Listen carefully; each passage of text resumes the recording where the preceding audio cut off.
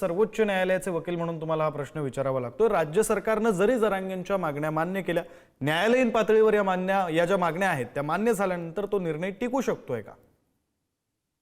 बघा आता आता कसं आहे की हे सगळं आपलं करून झालेलं आहे, न्यायालय वगैरे। हो. आता ह्याला घटना दुरुस्ती शिवाय पर्याय नाहीये। माझं हे का म्हणणं आहे, कारण 72% आरक्षण हे महाराष्ट्रात आहे, त्यात 30-32% हे ओबीसी, व्हीजेएनटी, मग 20% एससी एसटी, ते तर आपल्याला राज्यघटनेने दिलेलं आहे। 20% जे एससी एसटी आहे, मग ईडब्ल्यूएस आरक्षण आहे, ईडब्ल्यूएसचं पण आरक्षण आहे, आणि आता एससीबीसी मध्ये जे मराठा हो. आरक्षण दिलेलं आहे ते कोर्टात प्रलंबित आहे, ते प्रकरण आहे। तर आता घटना दुरुस्तीशिवाय ह्याला काय पर्याय राहिलेला नाही, कारण राज्य सरकार काय म्हणतंय, त्यांना सध्याचं ओबीसी आरक्षण याला धक्का द्यायचा नाहीये। तर मग आता घटना दुरुस्तीच तुम्हाला करावी लागेल। आणि